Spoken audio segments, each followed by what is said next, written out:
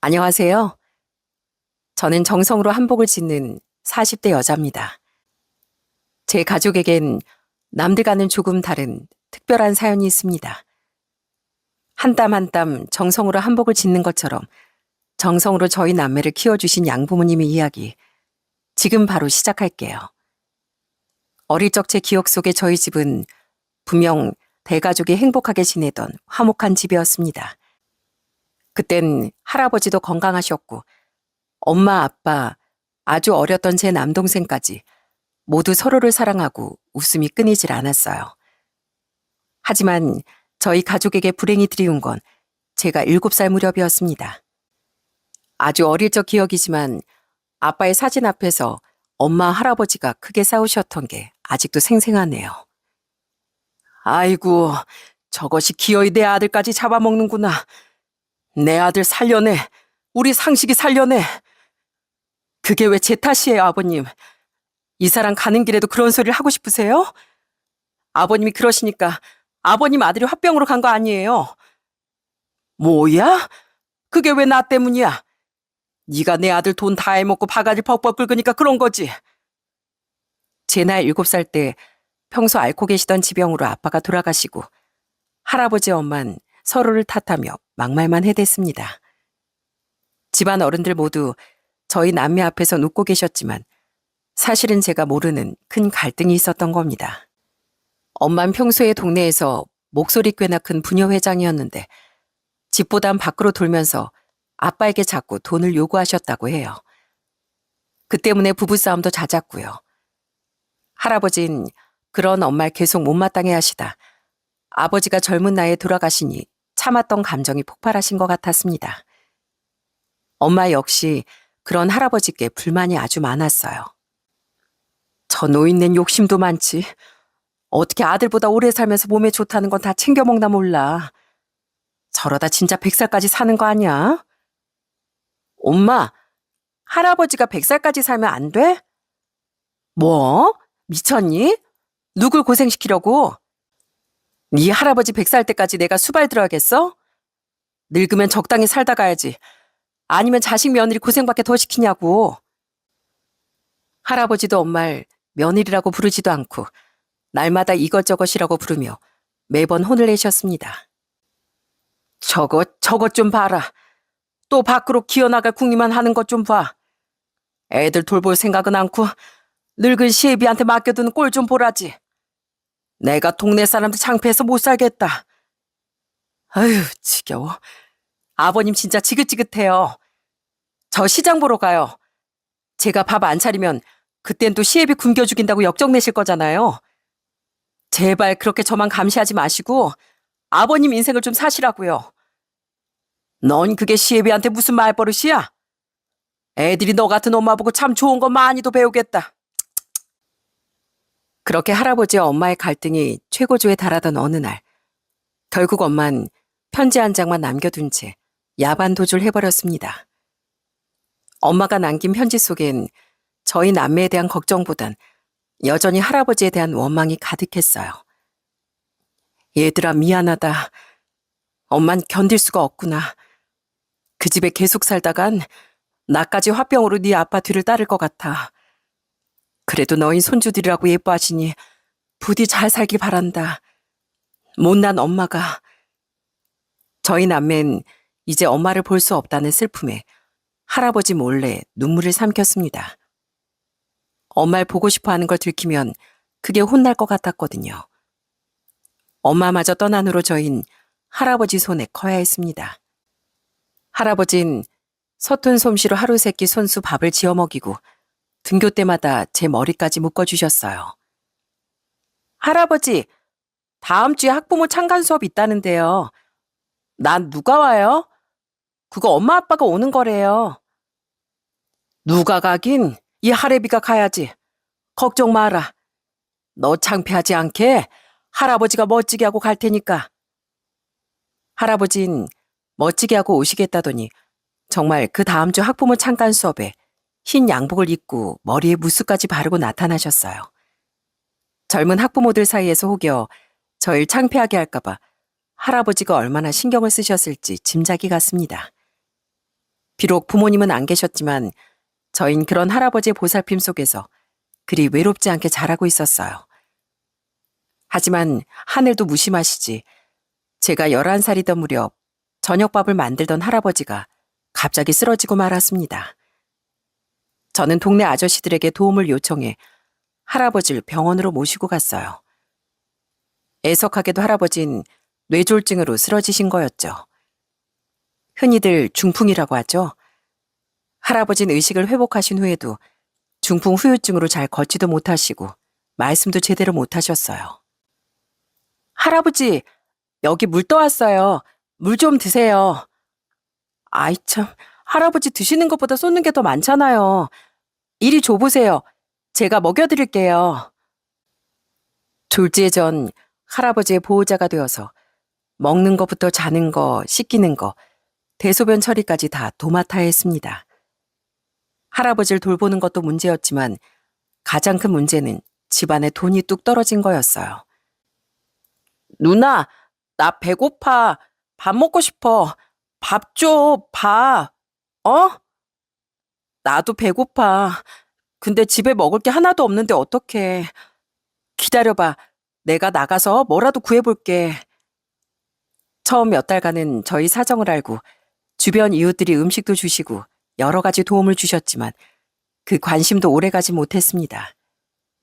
그나마 저희 남매는 조금이라도 버텨보겠지만 연로하고 아픈 할아버지마저 굶게 할 수는 없었습니다. 그래서 전 초등학교 5학년 때부터 돈벌이에 나섰습니다. 사장님, 안녕하세요. 그래. 혼자 밥 먹으러 왔니? 부모님은 어디 계시고? 그게요. 제가 부모님도 안 계시고 할아버지도 아프세요. 그래서 그런데 혹시 제가 일할 만한 거 없을까요? 저 할아버지 약값도 벌어야 하고 동생 학교도 보내야 돼요. 저 청소도 잘하고 설거지도 잘할 수 있어요. 저는 동네 식당을 찾아다니며 혹시 할 일이 없겠느냐고 물었습니다. 그러면 대다수 식당 사장님들은 절 안타까워하시면서도 일은 맡길 수 없다며 집으로 돌려보내곤 하셨죠. 그러다 가끔은 크게 화를 내며 소금을 뿌리거나 심지어 물벼락을 퍼붓는 사장님도 있었답니다. 아침부터 손님도 없어 죽겠는데 웬 거지 가서 돈을 달래? 당장 안 꺼져? 경찰 부르기 전에 꺼져. 저 거지 아니에요. 저도 일 잘할 수 있다고요. 그냥 돈 달라고 구걸하는 거 아니에요. 그렇게 수도 없는 날을 거리를 떠돌다가 절 너무나 딱하게 생각하신 한 사장님이 저에게 설거지를 맡기셨습니다. 네 사정이 하도 너무 딱해 보여서 설거지 부탁하긴 하는데 혹시 너무 힘들다거나 어려우면 꼭 말해야 한다. 월급은 네가 일한 날짜 세서 다른 직원들과 똑같이 주마. 식당 일이 쉽지 않을 텐데 정말 할 수 있겠어? 네, 할 수 있어요. 그 돈이면 우리 할아버지 병원도 갈 수 있고 제 동생 공책도 사줄 수 있어요. 정말 감사합니다. 진짜 열심히 일할게요. 전 그렇게 한 식당에서 설거지 아르바이트를 시작했습니다. 학교가 끝나는 3시면 곧장 식당으로 달려가 밤 9시까지 접시를 닦았어요. 식당 설거지는 제 예상보다 100배는 더 힘들었지만 앞으로 배를 골지 않아도 된다는 사실에 손끝이 다 부르트도록 일했습니다. 제가 일을 끝내고 그날 받은 일당을 가지고 집으로 가면 그때부턴 종일 찝찝하게 계셨을 할아버지도 씻겨드리고 다 같이 모여 늦은 저녁을 먹었습니다. 어느 날은 제가 일하다 다쳐 손톱이 빠진 적이 있었는데 할아버지가 그걸 보셨는지 갑자기 제 손을 잡고 펑펑 우시는 거예요. 할아버지, 왜 울어요?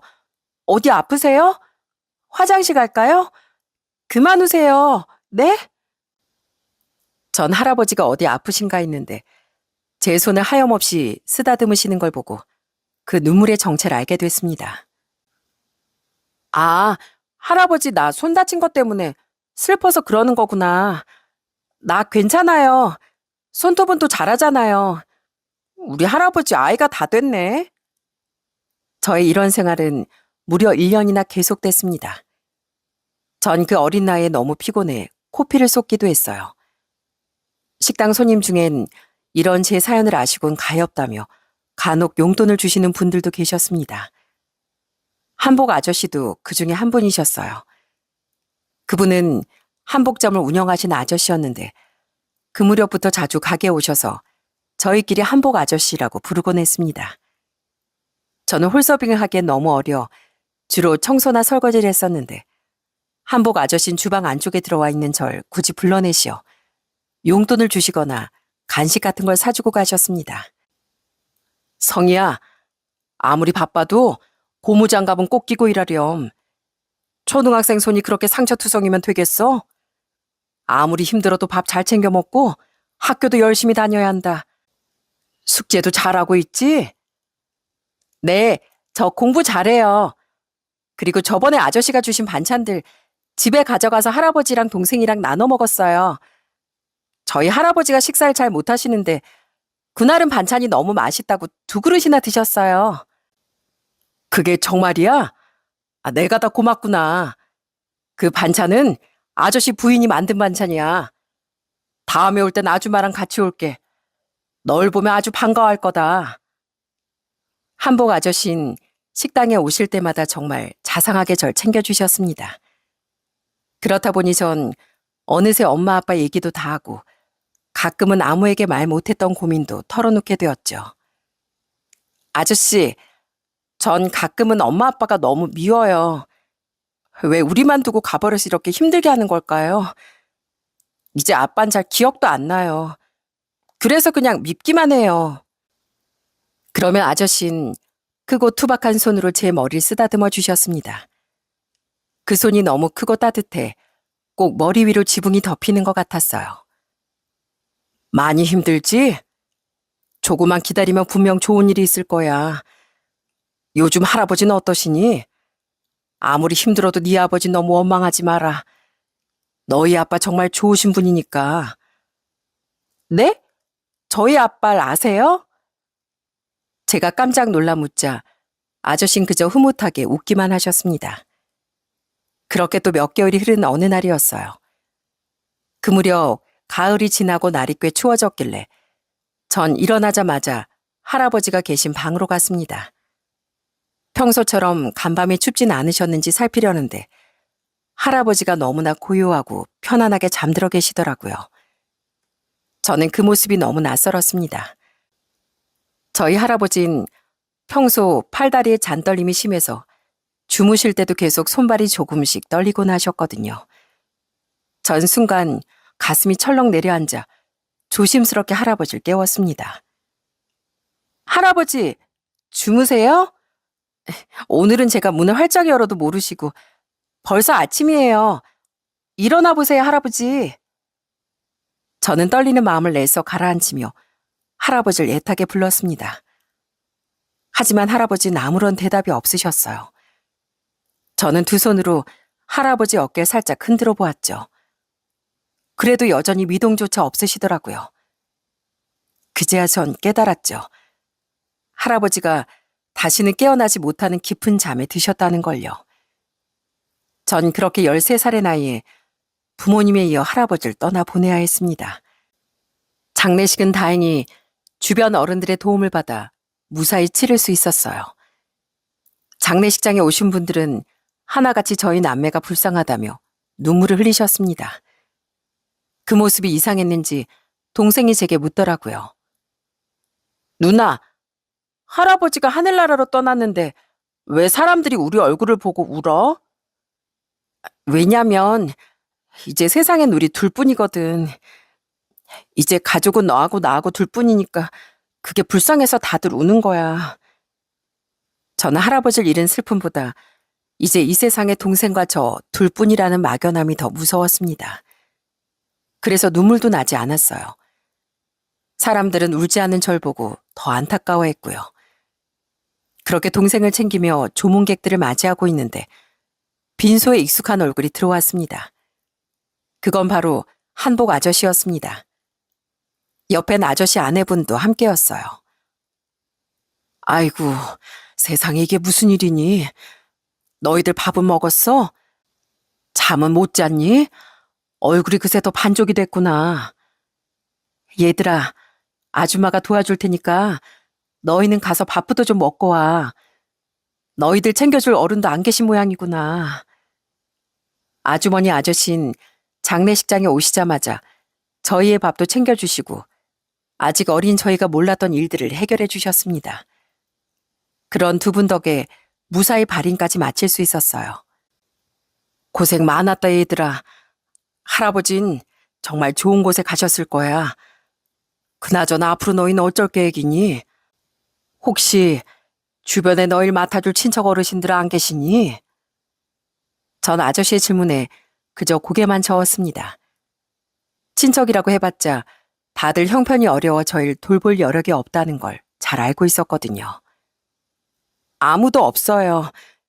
옆집 아주머니가 그러는데 저흰 고아원에 가게 될 거래요. 저희끼리만 살면 안 된대요. 전 솔직히 그래도 괜찮은데. 그러면 너희만 좋다면 혹시 아저씨 아줌마랑 같이 살지 않을래? 더는 설거지 같은 거 하지 말고 우리 집에서 같이 살자. 가면 너희 또래는 아저씨 아들도 있어서 좋을 거야. 사실 아직은 말할 수 없지만 아주머니 아저씨가 너희에게 갚아야 할 빚이 있거든. 그러니까 그냥 마음 편히 아무 걱정하지 말고 오면 돼. 정말 그래도 돼요? 저희 그냥 고아원 가도 되는데. 솔직히 그땐 아저씨의 제안이 조금 두려웠습니다. 혹시라도 이상한 사람들이면 어쩌지 싶었거든요. 식당 일을 하면서 술 취한 무서운 아저씨들을 너무 많이 겪었기도 했고, 혹시 무슨 일이 있어도 그 집안에선 저와 동생의 안전을 지킬 수 없을 것 같았습니다. 그래서 아저씨 뒤를 따라 그 집에 가면서도 동생을 꽉 끌어안고 계속 경계를 했던 것 같아요. 누나, 숨 막혀. 이것 좀 나. 나 더워. 쉿, 가만히 있어.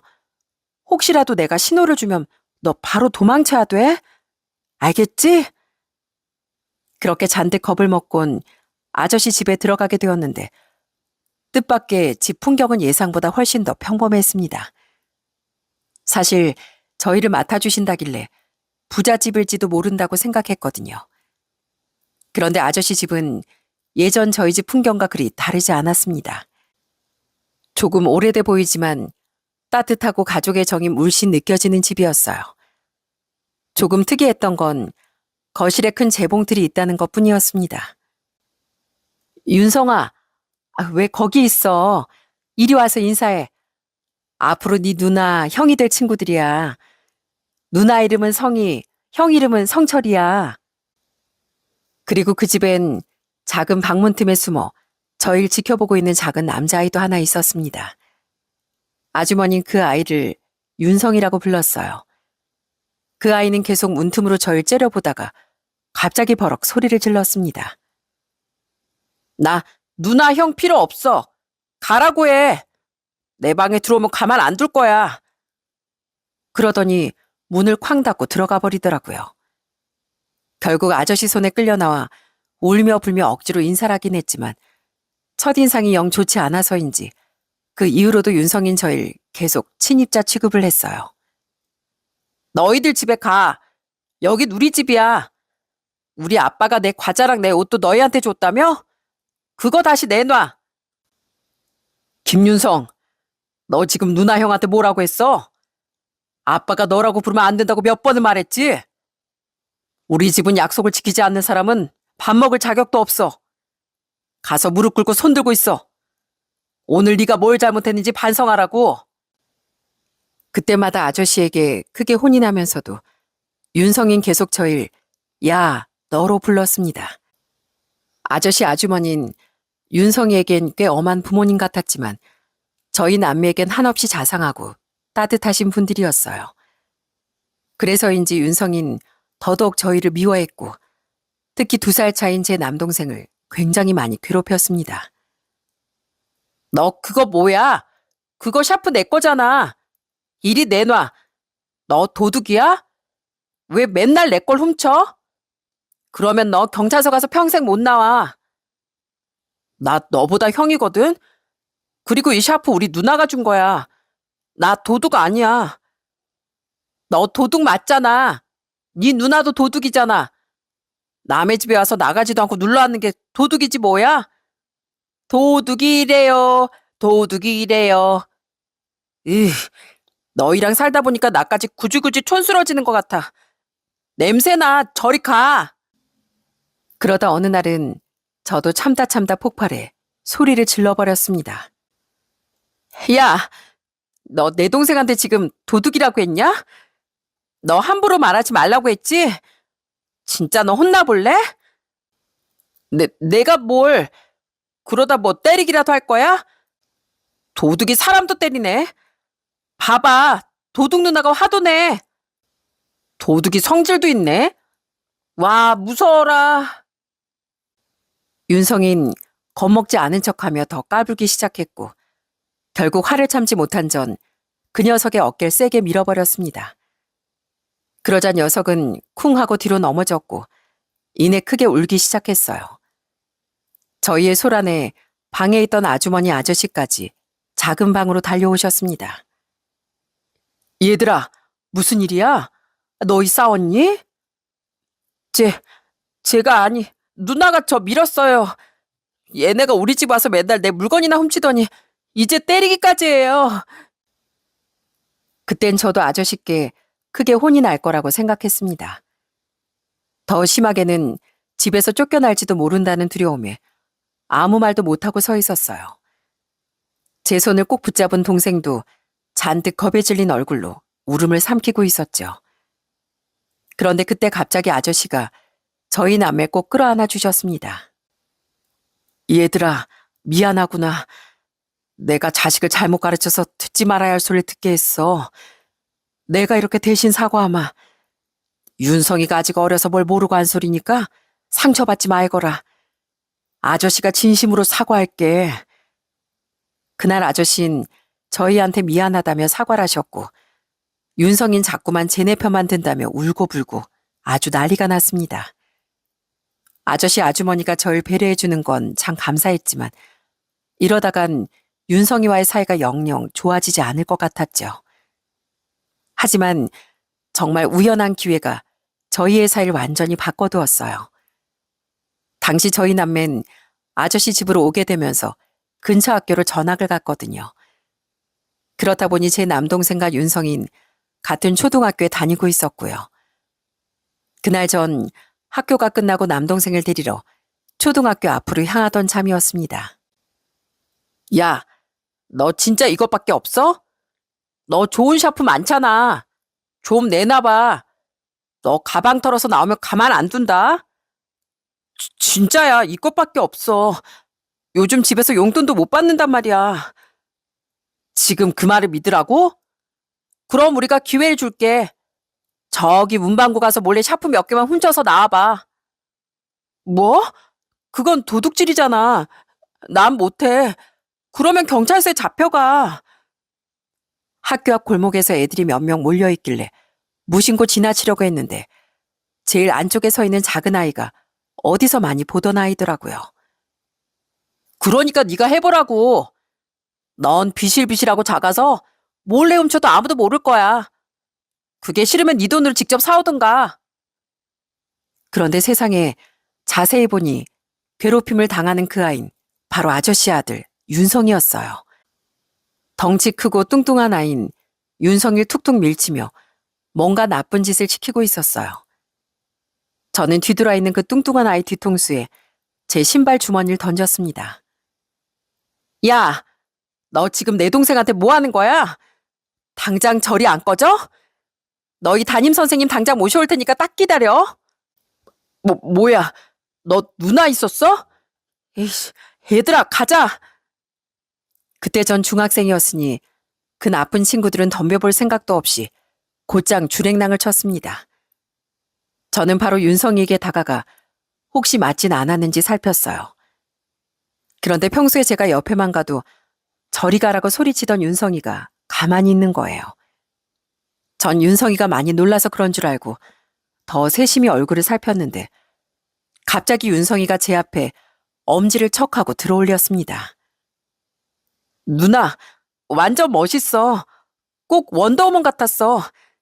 누나 진짜 최고다. 쟤네 선생님한테도 덤비는 애들인데 누나가 다 물리쳤어.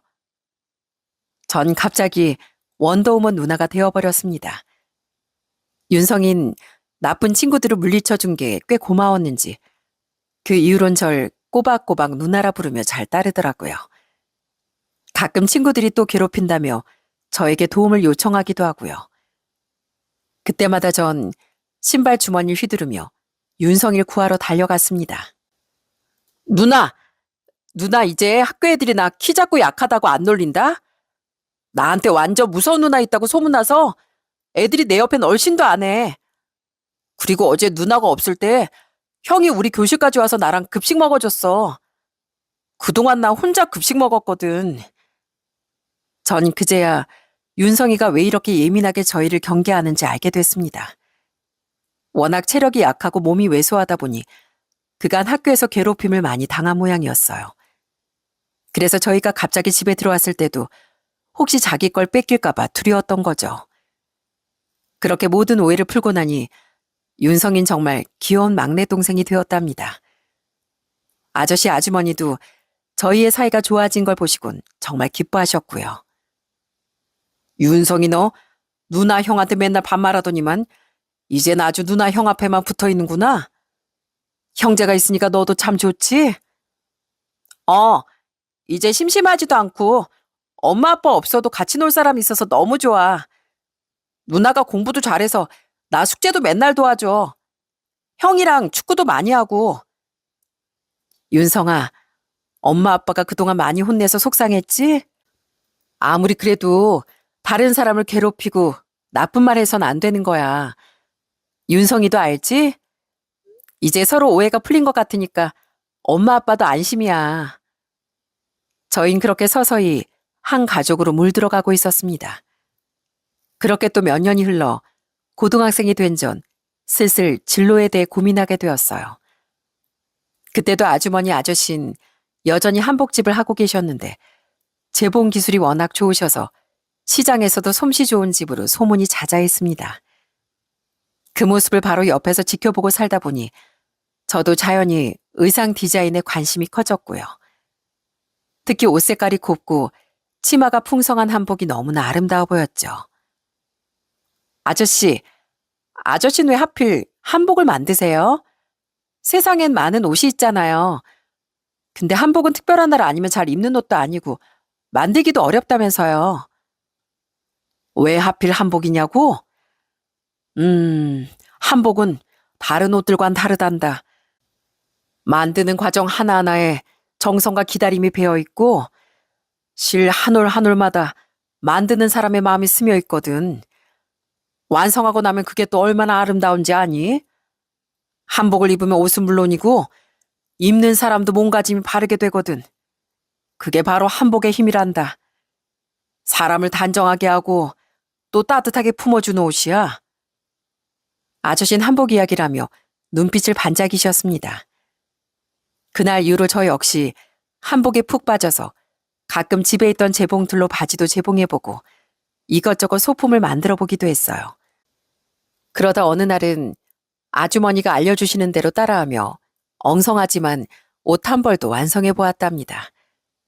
물론 대부분은 아주머니가 옆에서 도와주셨지만요. 그때 처음 완성한 엉성한 그 옷이 어찌나 뿌듯하던지요. 저는 그렇게 디자이너가 되기로 마음먹고 밤낮으로 연습을 거듭했습니다. 손가락에 바늘이 찔려 피가 나기도 하고 실력이 부족해 옷감이 망가지는 날도 많았지만 옷을 만드는 손길 하나하나에서 느껴지는 즐거움과 설렘이 저를 포기하지 못하게 했어요. 학교에서도 쉬는 시간마다 옷 디자인도 해보고 주말이면 아저씨와 아주머니 한복점에 나가 어깨너머로 많은 걸 배웠답니다. 그러다 대학도 의상학과로 진학하며 차근차근 제 꿈을 키워나갔어요. 제 꿈을 키워나가는데 가장 큰 도움을 주신 분들이 있다면 바로 한복점을 운영하시는 아주머니 아저씨 덕분이었죠.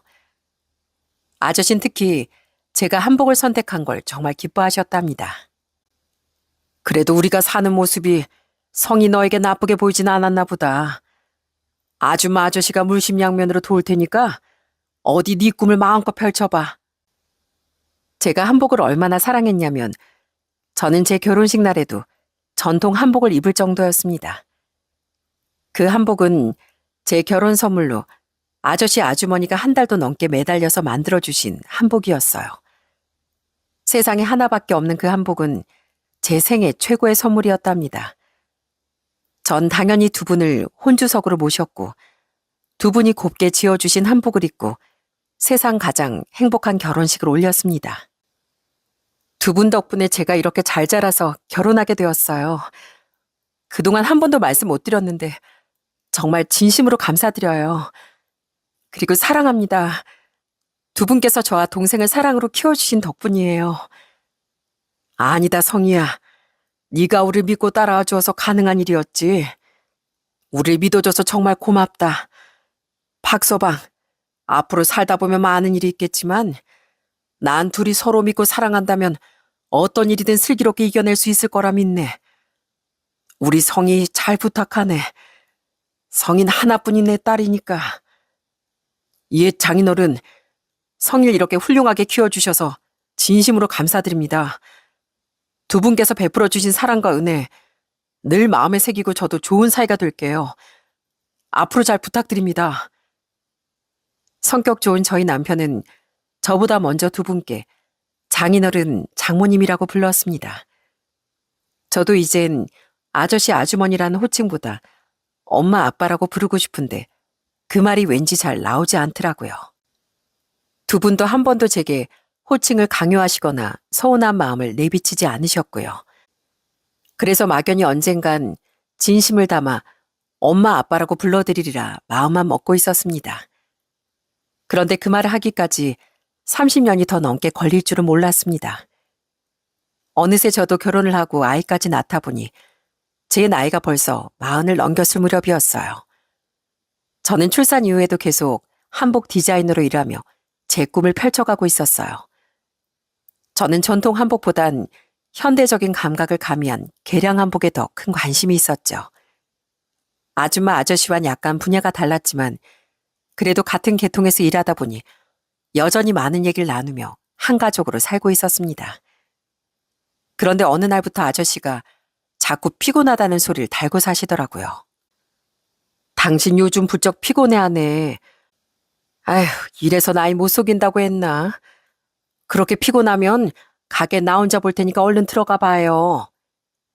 어제도 10시간 가까이 잤는데도 영 피곤이 안 풀리네. 하긴 내 나이가 벌써 70이 넘었지. 미안한데 나 먼저 들어가 볼게. 성희 너도 이따가 조심해서 집에 들어가고. 아저씨는 자꾸 피곤하다며 피로회복제만 찾으시고 안색도 안 좋아 보이셨어요. 그러다 어느 날은 가게에 앉아 계시다가 코피까지 콸콸 쏟으셨답니다. 그때 1시간을 지혈을 해도 코피가 멈추지 않아 저도 아줌마도 얼마나 놀랐는지 모릅니다. 아저씨, 안 되겠어요. 아무래도 병원에 가보셔야 할 것 같아요. 요즘 빈혈 증세도 있으시다면서요. 작년 건강검진에서 분명 아무 이상 없었는데 당장 다음 주에 저랑 병원 가봐요. 너 일하기도 바쁜데 시간 낼 수 있겠어? 그러지 말고 나 혼자 동네 내과나 가보마. 요새 부쩍 피곤하더니 그래서 코피까지 난 모양이다. 사실 평소 같았으면 혼자 병원에 다녀오시라고 했을지도 모릅니다. 하지만 그날따라 같이 병원에 가고 싶더라고요. 결국 전 큰 병원을 예약해서 아저씨를 모시고 갔습니다. 아무래도 이제 연세도 있으시고 제가 보기에도 증세가 꽤 심각해 보였거든요. 그리고 그 병원에서 전 도저히 믿을 수 없는 소식을 듣고야 말았습니다. 전 아저씨를 모시고 병원을 나오며 얼마나 하늘을 원망했는지 모릅니다. 정말 너무하시네요. 우리 아버지, 할아버지까지 일찍 데려간 거로 모자라 이제 아저씨마저 데려가시려고요? 그건 절대 안 돼요. 제가 제 목숨과 바꿔서라도 꼭 아저씨 살릴 거예요. 아저씨는 무너져 내리는 제 마음도 모르고 자꾸 약한 소리를 하시더라고요. 이젠 나도 갈 때가 됐나 보다. 난 치료도 다 필요 없어. 그저 조금 앓다가 조용히 떠나고 싶어. 아저씨, 그런 소리 하지 마세요, 제발. 아저씨가 안 계시면 제가 누구를 의지하고 살아요. 제발 제 옆에 오래오래 계셔주세요. 저희가 이렇게까지 심각해진 이유는 바로 아저씨 진단명이 급성 백혈병이었기 때문이었어요. 그 병은 TV 드라마에서나 보던 무서운 병인 줄 알았는데 왜 하필 제 옆에서 가장 따뜻하고 든든한 아저씨가 그런 무시무시한 병을 알아야 하는지 모든 게 원망스러웠습니다. 저도 아저씨가 아픈 이후로 처음 알았는데 70대 이후로 백혈병 발병률이 5배 이상 늘어난다고 하더라고요. 전 아저씨가 입원하시는 동시에 한복 일도 가정 일도 잠시 미루고 간병에 매달렸습니다. 성희야, 이 사람 곁에 내가 있을 테니까 넌 집에 가서 좀 자고 와. 너만 며칠째 병실에서 쪽잠을 자고 있잖니. 그러다 너까지 몸 상할까 봐 걱정이다 얘. 그래 누나, 아빤 우리가 모시고 있을 테니까 누나도 밥 좀 먹고 좀 씻고 와. 누가 보면 누나가 아픈 사람인 줄 알겠어. 아무래도 아주머니도 연세가 있으시고 동생들도 한창 일에 바쁠 시기라 제가 자발적으로 병원에 머무는 시간이 길었습니다. 하지만 힘들기는커녕 아저씨와 마주 앉아 이런저런 수다도 떨고 웃고 장난치는 시간이 참 좋았어요. 그때 제 앞에서 환히 웃어주시는 것만큼 건강도 좋아지시면 좋았겠지만 우리 가족 모두가 남은 시간이 그리 길지 않다는 걸 알고 있었습니다. 그때 아저씨 나이가 벌써 78세였거든요. 아저씨, 몇 년 뒤에 팔순 잔치 하셔야죠. 그때 제 아들이 대표로 춤추겠다고 벌써 약속했는데요. 아저씨 좋아하시는 트로트 연습도 해가겠대요. 아이고, 그래? 걔 누굴 닮아 그렇게 끼가 넘치나 모르겠다. 아마 성인이 친어머니 닮았겠지. 네? 저희 친엄마요? 아저씨, 사실 전부터 묻고 싶은 게 있었어요. 혹시 정말 저희 친부모님을 알고 계신 거예요? 아저씨는 또다시 제 물음에 답은 안 해주시고 빙그레 웃기만 하셨습니다. 다음에 기회가 되면 말해주마. 이제 그날도 얼마 남지 않은 것 같네. 그리고 며칠이 지난 어느 날 밤 저는 잠든 아저씨 곁에 환자용 침대를 펴고 누워 있었습니다. 그리고 어느새 많이 늙으신 아저씨 얼굴을 바라보고 있었어요. 아저씨는 제 시선을 느끼셨는지 힘들게 눈꺼풀을 들어 올리셨습니다. 그리고는 손짓으로 저를 부르셨어요. 성희야, 아무래도 내가 얼마 남지 않은 것 같다. 우리 손주가 추는 춤은 하늘나라에서 꼭 지켜보겠다고 전해줄래? 아저씨, 갑자기 왜 그런 소리를 하세요? 의사 선생님 불러올까요? 바로 호출할까요? 아니다, 아니야. 성희야, 내가 너에게 차마 못한 이야기를 이젠 할 때가 된 것 같다. 그 오랜 시간 가슴에 품어온 이야기 말이다. 아저씨는 그러더니 아주 천천히 그리고 차분하게 그간 꽁꽁 숨겨두었던 놀라운 이야기를 들려주셨습니다. 이건 50년도 더 지난 이야기야. 그때 난 세상 무서운 줄도 모르고 거칠게만 살던 사람이었어. 말보단 주먹이 앞선 못난 인간이었지. 그런 내가 무슨 복인지 너희 아버지를 만나게 된 거야. 아저씨가 들려주신 놀라운 이야기는 바로 이러했습니다. 20대 시절 시장 바닥을 주름 잡으며 주먹개나 쓰던 아저씨는 상인들에게 자리세를 받으며 뒤를 봐주는 주먹패셨답니다. 좋게 말해 뒤를 봐주는 거지 자리세 명목으로 갈취를 일삼으며 깡패짓을 하신 거였죠. 시장 사람들 모두 앞에선 아저씨를 무서워했지만 뒤에선 저런 놈은 사라져야 한다며 막 손가락질을 했대요. 그런 아저씨를 유일하게 믿어준 사람이 바로 저희 친아버지셨답니다. 네 아버진 천사였다, 천사. 우린 단지 같은 고향 출신의 선후배 사이였는데 나한테 곧잘 형님, 형님하며 친근하게 굴었어. 난 그게 내가 무서워서 압을 떤다고 생각했거든. 근데 그냥 네 아버지가 좋은 사람이어서 나한테 먼저 마음을 열어주었던 거였단다. 사실 네 아버진 평범한 직장인이라 시장에서 뒷돈이나 받는 나한테 잘 볼 일도 없었거든. 근데 맨날 싸움이나 하고 손가락질이나 받는 내가 안타까웠나 봐. 맨날 형님, 오늘은 술 대신 밥 드시죠 하면서 그렇게 날 챙기더라고. 한 동네에서 같이 나고 자란 정으로 아빠는 아저씨를 친형처럼 모셨다고 합니다. 부모님이 일찍 돌아가신 아저씨를 대신해 명절날엔 할아버지 댁에 데리고 가기도 했대요. 그때 건강하셨던 할아버지도 같은 동네 출신인 아저씨를 반갑게 맞아주셨고요. 너희 할아버지 댁에 가면 나도 평범한 동네 청년이 되는 기분이었다. 나도 부모님이 살아계셨다면 이렇게 살진 않았을 텐데 싶기도 하고 말이야. 그때가 전쟁 끝나고 그리 오래 지나지 않았을 때라 모두가 배고픈 시절이었는데 네 할아버지하고 아빠가 얼마나 푸짐하게 밥을 주던지. 그 집에만 갔다 오면 이틀은 굶어도 배부를 정도였어. 아저씨는 옛날 그 시절을 회상하시며 마치 눈앞에 그 당시 풍경이 그려지는 듯 손을 휘휘 적기도 하고 즐겁게 웃기도 하셨답니다.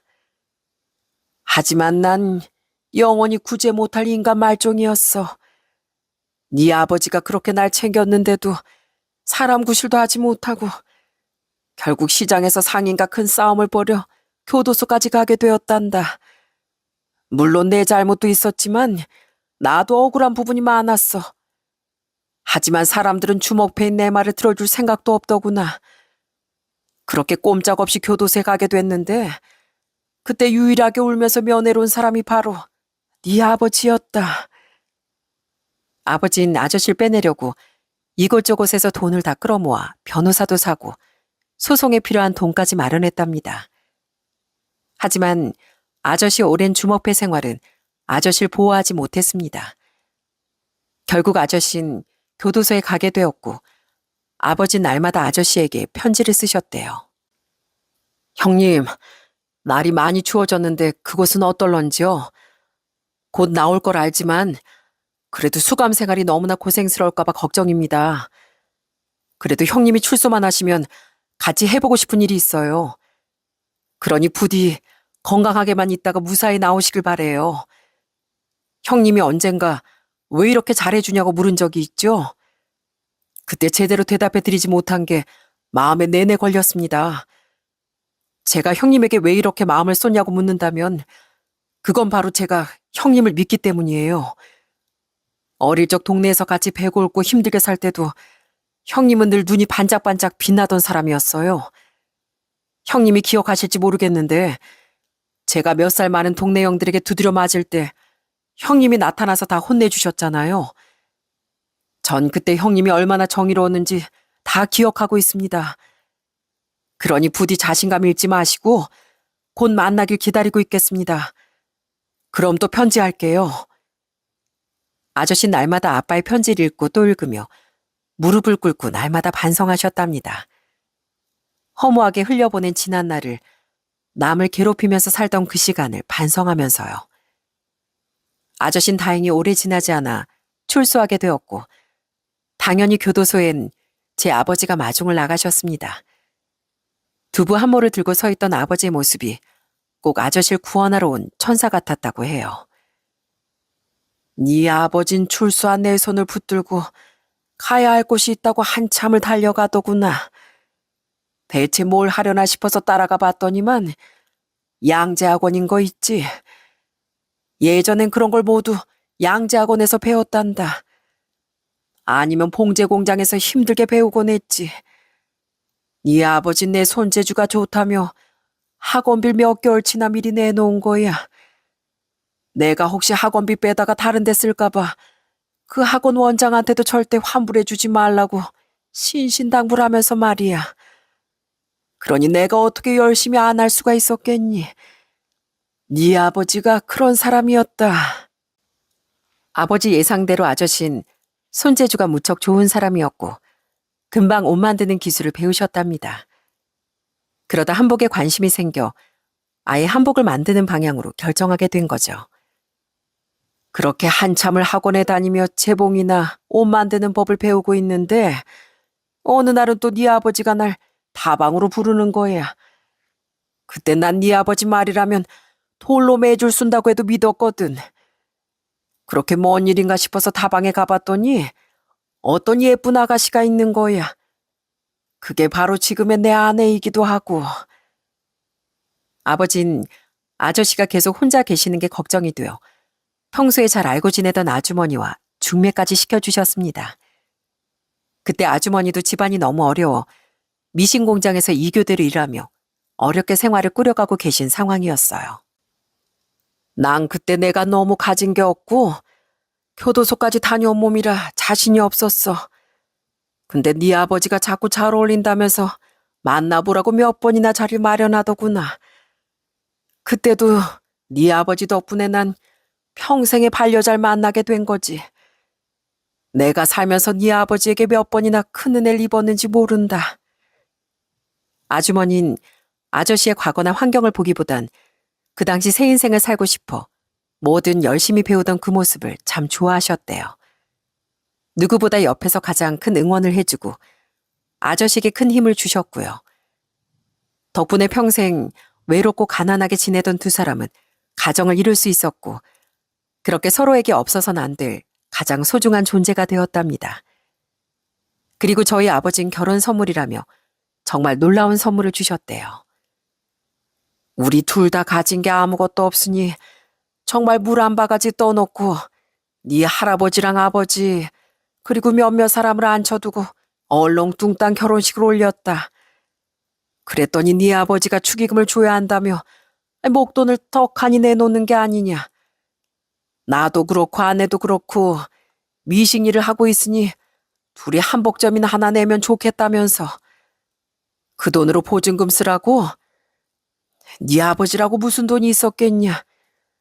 그런데도 삼짓돈을 다 털어서 가게 보증금을 마련해서 온 거였어. 나하고 아는 그 돈 봉투를 두고 바닥에 엎드려 꺼이꺼이 울었다. 그러니까 네 아버지가 뭐라고 하는 줄 아니? 아니 형님, 누가 보면 조의금 낸 줄 알겠어요. 축의금을 앞에 두고 왜 우십니까? 이러는 거 있지? 내가 이날 이때까지 자식들 키우고 사람 노릇하고 사는 건 전부 다 네 아버지 덕분이란다. 거기까지 말씀하시고 아저씨는 숨이 가빠지셨는지 한참이나 호흡을 가다듬으셨습니다. 아저씨, 앞으로 천천히 말씀해 주셔도 돼요. 저 무슨 말씀하시는지 다 알았어요. 그러니 서두르지 마시고 계속 제 곁에서 저희 친아버지 이야기해 주세요. 그 다음 날부터 저희는 매일 밤 머리를 맞대고 지난날 저희 아버지가 어떤 분이었는지 대화를 나누었습니다. 정이 많던 아버지, 엉뚱한 구석이 많던 20대 젊은 아버지, 아저씨가 부부싸움을 하면 제법 무섭게 아저씨를 꾸중하던 아버지, 모두 제가 알지 못하던 아버지 인생이었어요. 그렇게 살다 네 아버지가 그 젊은 나이에 세상을 떠날 거라고 누가 상상이나 했겠니? 네 엄마도 집을 나가버렸다고 하고 난 너와 성철이를 한시라도 빨리 데려오고 싶었어. 그런데 네 할아버지에게 유일하게 남은 손주들마저 내가 데려오면 네 할아버지 무슨 힘으로 사셨겠어. 그래서 네가 힘들게 식당 일 하는 걸 알았지만 매일 1시간 거리를 버스를 타고 가서 우연인 척 그렇게 널 만난 거란다. 정말요? 전 상상도 못했어요. 어쩐지 아저씨가 절 처음 보자마자 예전부터 알던 사이인 것처럼 용돈도 주시고 너무나 따뜻하게 대해주셨잖아요. 내가 너무 늦은 거였지. 좀 더 빨리 너를 찾았다면 그 힘든 고생을 시키지 않아도 됐었는데 말이다. 내가 네 아버지께는 참 면목이 없다. 아저씨, 저도 사실 너무 늦은 게 있어요. 아저씨가 허락해 주신다면 이제라도 제가 해야 할 일이 있는데 허락해 주시겠어요? 아저씨는 허락을 구하는 제 말에 무슨 말인지 알겠다는 듯 고개를 끄덕이셨답니다. 너무 늦어서 죄송해요. 이제라도, 지금이라도 꼭 불러드리고 싶었어요. 아버지, 너무 늦어서 죄송해요. 아버지라고 이제서야 제대로 불러보네요. 아버지 어머니는 절 늘 지켜주시고 제가 길을 잃지 않게 손을 잡아주셨잖아요. 감사합니다. 하늘에 계신 제 아버지만큼 제 영혼의 아버진 바로 제 앞에 계세요. 전 그제야 정말 먼 길을 돌아 아저씨와 아주머니께 감히 부모님이라고 부르게 되었습니다. 비록 양부모님이시지만 절 지켜주시고 절 사랑으로 키워주셨으니 이젠 진심으로 아버지, 어머니라고 부를 수 있겠다는 용기가 생겼거든요. 양아버진 비록 눈은 감고 계셨지만 제 손을 꼭 잡아주시던 온기만큼은 어느 때보다 따뜻했습니다. 양어머니도 제가 어머니라고 부르자 잠시 말을 잇지 못하시다가 눈가에 살짝 눈물이 맺히신 채 환하게 웃어주셨어요. 그 뒤 2달 뒤 양아버진 가족들 품에서 평온하게 세상과 작별을 고하셨답니다. 비록 투병 생활 하셨지만 가실 때 표정이 너무나 평온해 보이셔서 조금이나마 다행이었죠.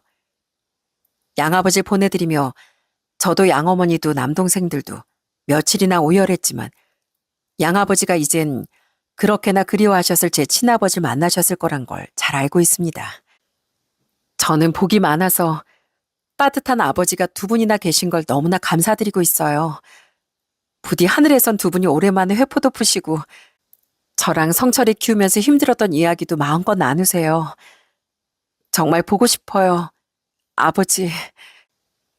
그렇게 양아버지를 보내드리고 지금은 시간이 꽤 많이 흘렀습니다. 저도 어느새 50을 앞두고 있고 사춘기 아들을 둔 여느 엄마답게 바쁘게 살아가고 있어요. 저희 양어머니도 팔순을 코앞에 두고 계신데 여전히 저와 한복점 일을 함께 하시며 아주 건강하게 잘 지내고 계신답니다. 저는 한복점 일을 하면서 동시에 한복의 대중화를 꿈꾸던 제 평생 목표를 향해 달려가고 있어요. 예, 성희야. 난 한복 일을 하면서도 젊은 사람들한테 한복이 그렇게 잘 어울리는지 몰랐다. 네가 젊은 모델들하고 작업도 많이 하고 잡지 촬영까지 하는 거 보니까 역시 젊은 감각이 좋다는 생각이 드는 거 있지? 엄마, 아무리 내가 여러 아이디어를 낸다고 해도 엄마 기술을 따라잡을 수 있겠어요? 아직 엄마에게 배울 게 너무 많아요.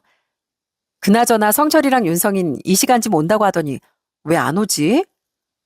둘 다 워낙 바쁜 애들이라 그렇지 뭐. 우리 성철이 얼굴 보기가 하늘의 별 따기인데 그렇게 어떻게 시간을 내줘서 고맙다 난. 어릴 때 그렇게 울보였던 제 남동생들은 놀랍게도 지금은 어느새 수염이 시커먼 아저씨가 되었답니다. 제 친동생 성철인 선교사 일을 하며 전 세계 사랑과 믿음을 전하고 있고요. 그리고 약하고 여리던 윤성인 놀랍게도 경찰이 되었어요. 어릴 때 맞고 다닌 게 분하다며 운동을 얼마나 열심히 했다고요. 그래서 지금은 나쁜 놈들 다 때려잡는 멋진 경찰 아저씨가 되었답니다. 옛 어른 중엔 낳은 정보다 기른 정이 깊다라고 하시는 분들도 계시더라고요. 저도 아이를 낳아봤지만 낳은 것만큼이나 한 사람을 길러낸다는 게 절대 쉬운 일이 아니잖아요.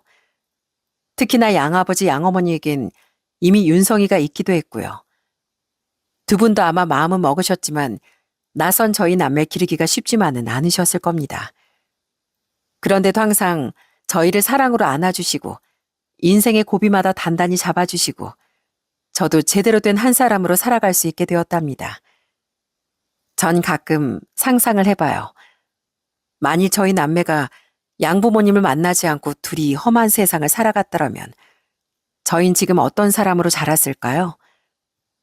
아마 분명 지금보단 훨씬 힘들고 고통스러운 일이 많았을 거라고 확신합니다.